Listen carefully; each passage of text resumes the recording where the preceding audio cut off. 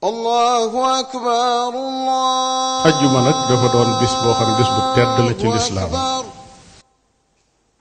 bis bii nga xamante ni yàlla màggal na ko waaye li mu ci gën a màggal gën koo réel mooy salaatul jumaa.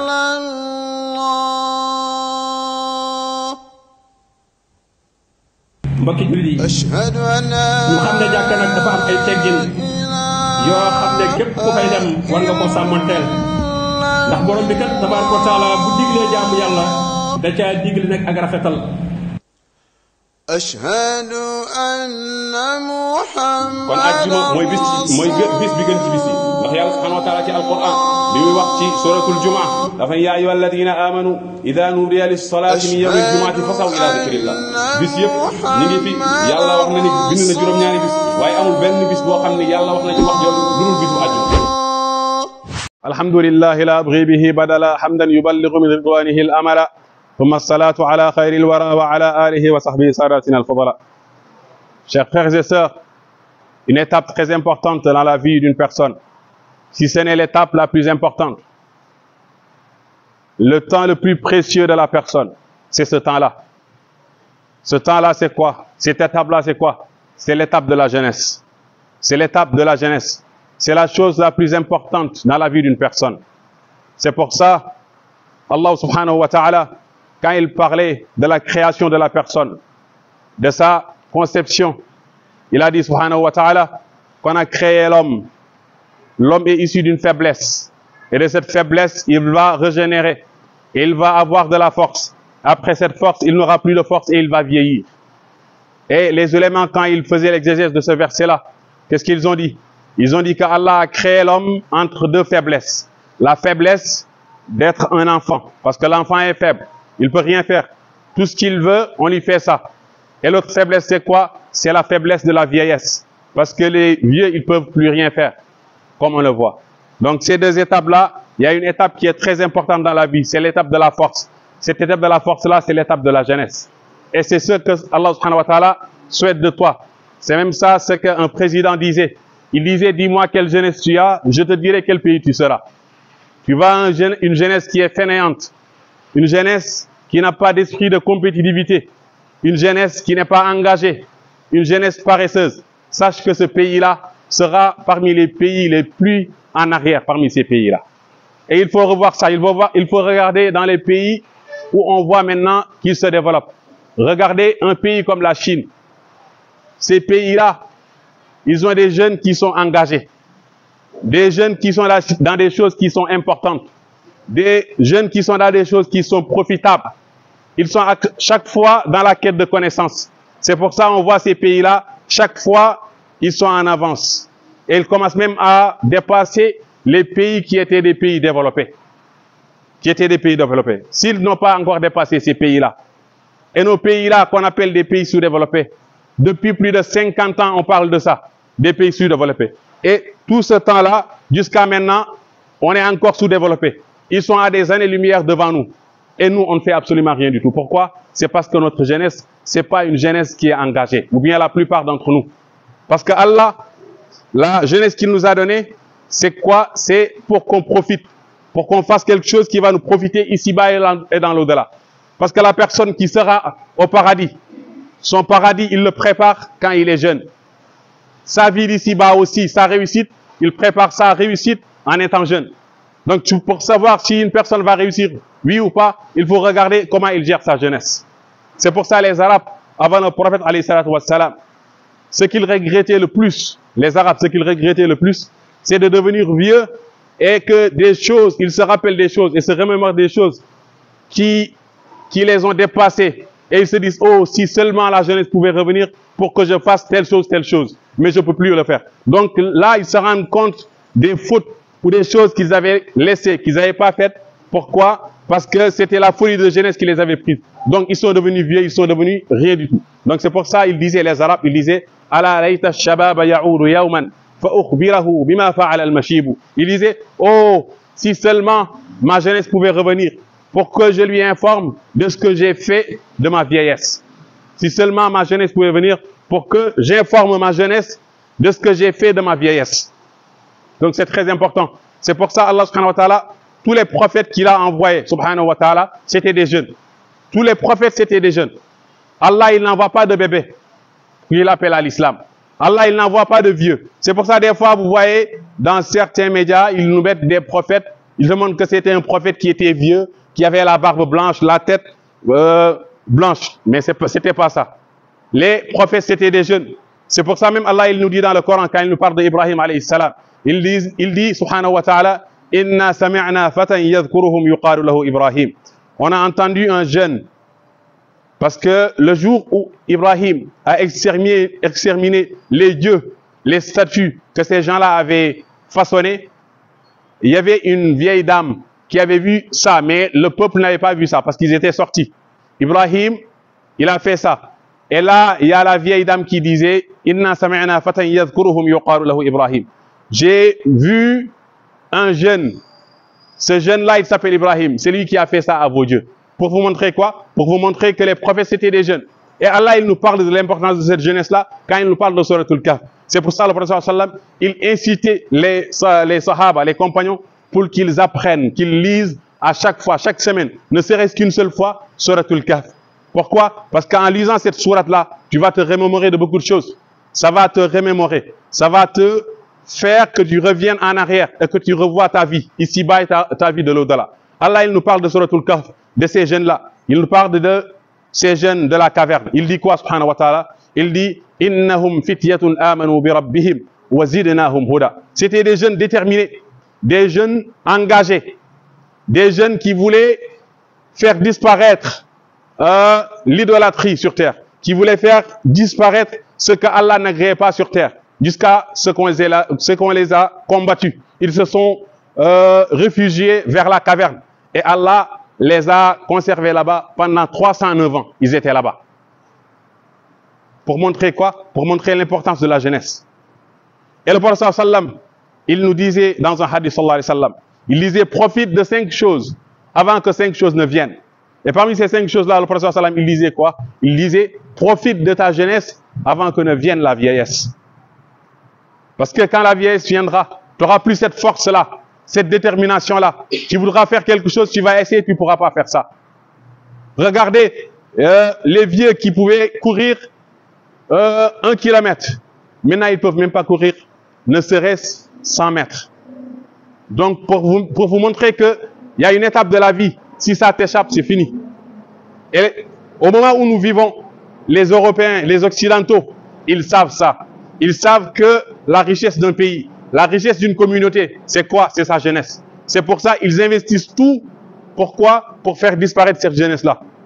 C'est pour ça, chaque fois, ils nous fabriquent, ils inventent des réseaux sociaux chaque fois. Pourquoi? Pour divertir la jeunesse. Pour que la jeunesse ne réfléchisse plus. Pour que la jeunesse ne sente plus que le temps passe. Alors que la chose la plus sacrée chez une personne, c'est quoi? C'est le temps. C'est le temps qui passe. Les minutes qui passent. Donc, qu'est-ce qu'ils ont fait? Ils ont créé les réseaux sociaux. Pourquoi? Pour nous divertir. Regardez les Chinois qui ont créé TikTok. TikTok, le réseau social où tout le monde peut utiliser. Il suffit juste de balancer avec ton doigt à l'écran pour voir des vidéos. Tu peux rester là des heures et des heures à regarder ces vidéos-là. Tu réfléchis pas au temps qui passe. Tu peux rester 7 heures de temps à regarder des vidéos sur TikTok, ou bien sur Instagram, ou bien sur YouTube, ou bien tu vas sur Facebook, ou bien Snapchat, tous ces... Mais les Chinois qui ont créé TikTok, les jeunes Chinois, ils ne regardent TikTok que 49 minutes par jour. 49 minutes. Et c'est peu de jeunes qui regardent ça. Au Japon, vous allez au Japon, 49 minutes de la population, la population du Japon, ils prennent 49 minutes par jour pour regarder tous les réseaux sociaux.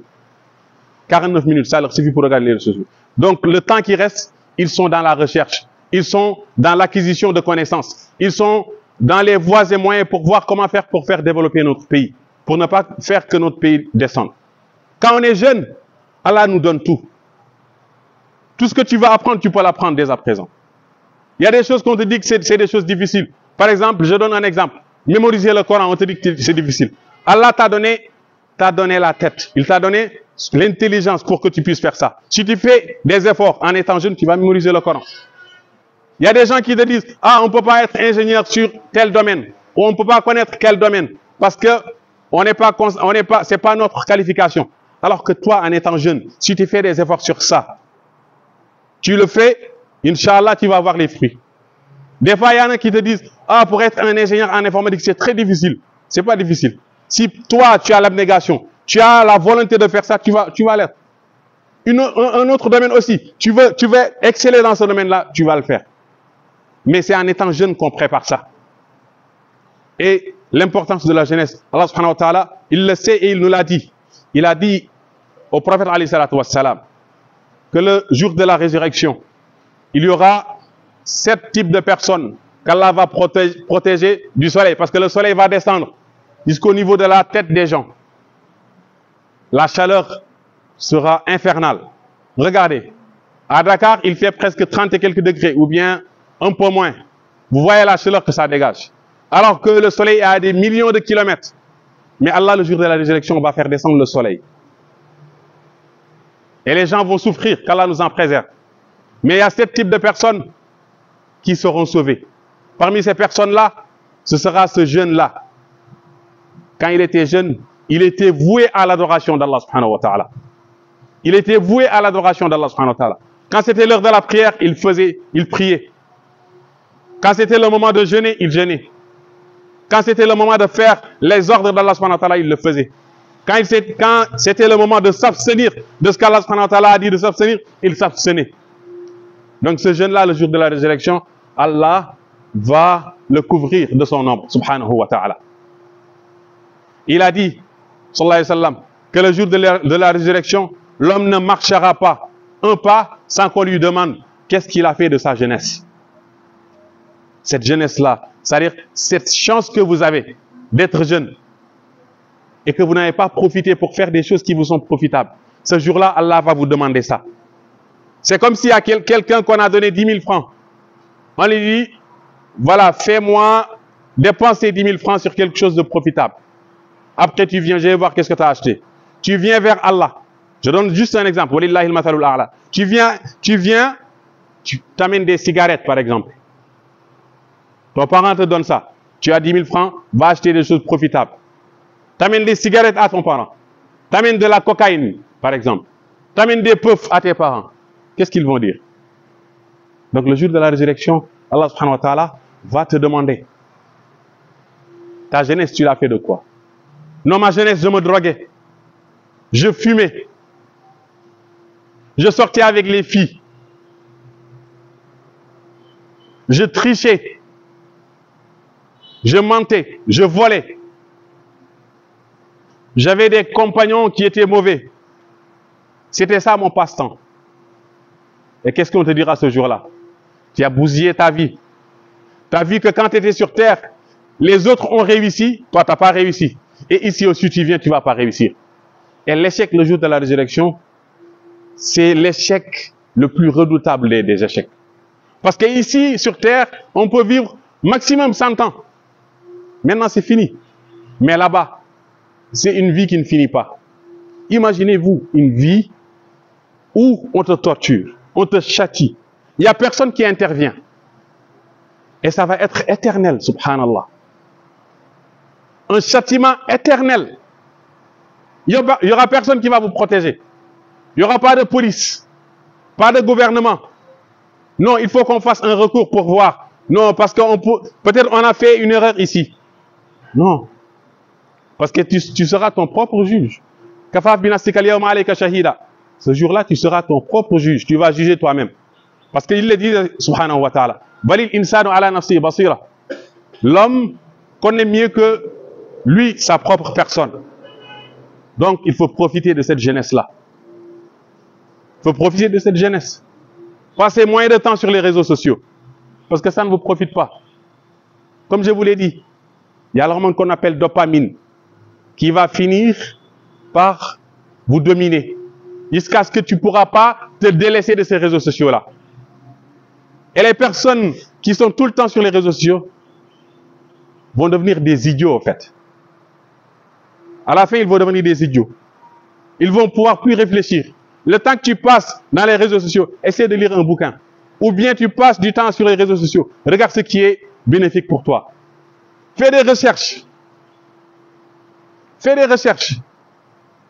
Essaie de lire des choses qui sont profitables. Essaie de télécharger des livres. Il y a des choses que tu ne comprends pas. Tu pars sur les réseaux sociaux. Il y a des tutos. Tu peux voir ça. Tu regardes ça. Tu n'arrives pas à apprendre le Coran. Tu pars dans les réseaux sociaux pour apprendre ça. Tu n'arrives pas à apprendre ta religion. Tu pars là-bas pour apprendre ça. Tu vas apprendre la programmation informatique. Tu pars là-bas, tu vas l'apprendre. Codage, tu vas apprendre ça. Tu fais des efforts. Tout ce que tu veux apprendre maintenant, tu peux l'apprendre. Mais nous, ce qu'on fait, c'est quoi? C'est la chose la plus mauvaise. C'est quoi? Regardez des gens qui vous mentent. Comment? Tu peux voir sur les réseaux sociaux des personnes qui sont là, qui te montrent que c'est des bodybuilders, ou bien des femmes qui montrent leurs atouts, alors qu'elles ne sont pas comme ça. Elles te montrent une vie de luxe, une vie de luxe. Tu penses que ces gens-là vivent dans le luxe, alors que ce n'est pas le cas. Au finish, ils se suicident. Ce n'est pas ça leur vie. C'est ça qui pousse certaines femmes à aller se faire des chirurgies, je ne sais pas quoi, dans les pays arabes. Il y en a qui partent en Tunisie. Vous avez entendu ces jours-ci une femme qui est décédée parce qu'elle était partie faire ses chirurgies, je ne sais pas, en Turquie ou bien en Tunisie. Tu pars là-bas. Ces gens-là, ils font ce qu'on appelle le vol d'organes. Parce qu'il y a des Arabes, par exemple, qui ont des problèmes de reins. Il y a des Africaines qui partent là-bas parce qu'ils ont vu sur Facebook ou bien, je ne sais pas, sur TikTok, une femme, ils veulent ressembler à cette femme-là ou bien à cette fille-là. Alors que ce n'est pas la réalité. C'est juste des filtres qu'ils ont fait. Donc tu pars là-bas, qu'est-ce qu'ils font? Ils te sectionnent. Ils enlèvent ton rein. Ils vont vendre ça. Et toi, tu ne pourras pas savoir si ton rein a été enlevé ou pas. Ils te font ces chirurgies-là. Au bout de quelques temps, tu as le cancer. Au bout de quelques temps, il n'y a personne qui peut s'asseoir à côté de toi. Parce que ces femmes qui ont fait ces chirurgies-là, il y a beaucoup de témoignages qui te disent quoi? Que ces femmes-là, tu t'approches d'elles, il y a une odeur nauséabonde qui sort de ces femmes-là. Pourquoi? Parce qu'on a pris des choses qui ne sont pas dans leur place pour les mettre dans un autre endroit. Et au finish, ils meurent. C'est maintenant que les Sénégalais s'en rendent compte. Pourquoi les Européens, ils ne font pas ça? Pourquoi les Européens, ils ne quittent pas l'Europe pour aller en Tunisie bien en Turquie pour faire ça? Non. C'est seulement ces influenceurs-là qu'ils prennent, ils les amènent là-bas pour les payer. Tu bousilles ta vie, tu regardes ces gens-là. Il y a d'autres qui te montrent, ouais, tu peux gagner des millions ou bien des bitcoins avec ces méthodes-là. Ils te montrent des méthodes, tu regardes ces méthodes-là. Ils te disent, tu peux faire ceci, cela. Ils sont logés à Dubaï. Ils font des techniques. Tu commences à participer. On te montre que voilà, tu as un compte de 30 000 en bitcoin ou bien 30 000 en dollars. Tu dis, je suis riche. Ils te poussent à continuer dans ces jeux-là. C'est quelque chose qui est très, très difficile à comprendre. Mais il y en a qui rentrent dans ça au Sénégal, qui ont perdu des millions. Il y a même ces gens-là qui sont dans les réseaux sociaux qui viennent ici, qui font des choses, c'est-à-dire ce qu'on appelle le pyramide de Ponzi. Ça, peut-être après, vous allez savoir ça. Qui vous disent, vous regardez une vidéo de 30 secondes, tu as 30 000 dans ton compte. Tu regardes une vidéo d'1 minute, tu as 20 000 dans ton compte. À Malika, ici. Et je ne sais pas, à Guédiawaye. Ils avaient des centres là-bas. Il y avait des gens qui parlaient de ça. Tout le monde, non, tu déposes 30 000 et là, on t'envoie des vidéos chaque jour. Tu regardes une vidéo et chaque fois, il y a 30 000. J'ai même vu une personne ici. J'étais assis là-bas. La personne était en train de parler à une autre personne pour lui dire, non, il faut que tu rentres dedans. Et aussi, il faut que tu appelles ta femme, ta famille. Parce que c'est très important. Imagine-toi, chaque mois, tu as 30 000. Et là, il lui montre la chose. Tu as vu, moi, j'ai 100 000 dans mon compte. Alors que j'ai mis que 30 000. Et c'est sur les réseaux sociaux. Et là, avant la Tabaski, il y avait une femme qui avait mis 7 millions là-bas. Alors que les 7 millions-là, c'était une cotisation d'autres personnes. On lui a dit, si tu mets 7 millions, tu auras 14 millions. Avant la Tabaski, ces gens-là, on ne les a pas vus. J'étais sur les réseaux sociaux. Ils ont pris des Sénégalais qui étaient là, qui avaient leur base ou leurs agences qui étaient là. Même eux, ils n'ont jamais vu ces gens-là.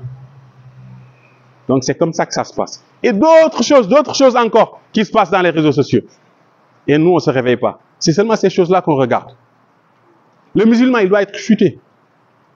Le musulman, il doit être intelligent. Il y a des choses que, c'est-à-dire, on ne doit pas te mettre dedans. On ne doit pas te mettre dedans. Donc, profitez de votre jeunesse pour faire des choses profitables. Des choses qui vont vous servir ici-bas et qui vont vous servir dans l'au-delà. أقول ما تسمعون وأستغفر الله لي ولكم ولسائر المسلمين فاستغفروا إنه هو الغفور الرحيم. اللهم أعز الإسلام والمسلمين وأذل الشرك والمشركين ودمر أعداءك أعداء الدين. اللهم أعز الإسلام والمسلمين وأذل الشرك والمشركين ودمر أعداءك أعداء الدين. اللهم انصر إخواننا في فلسطين. اللهم انصر إخواننا في فلسطين. اللهم كن لهم عونا ونصيرا ومؤيدا وظهيرا يا حي يا قيوم يا ذا الجلال والإكرام. اللهم اغفر لنا جميع ذنوبنا دقها وجلها كبيرها وصغيرها علانيتها وسرها أولها وآخرها ظاهرها وباطنها يا حي يا قيوم يا ذا الجلال والإكرام. اللهم استرنا في الدنيا والآخرة ولا تفضحنا في الدنيا ولا في الآخرة يا حي يا قيوم يا ذا الجلال والإكرام. اللهم صل على محمد ما ذكره الذاكرون وصل على محمد ما غفل عنه الغافلون وسلم تسليما كثيرا. أقول ما تسمعون واستغفر الله لي ولكم ولسائر المسلمين فاستغفروه إنه هو الغفور الرحيم. الله أكبر الله ajjuma nag dafa doon bis boo xam ne bis bu tedd la ci lislaam. bis bii nga xamante ni yàlla màggal na ko waaye li mu ci gën a màggal gën koo réel mooy salaatul jumaa.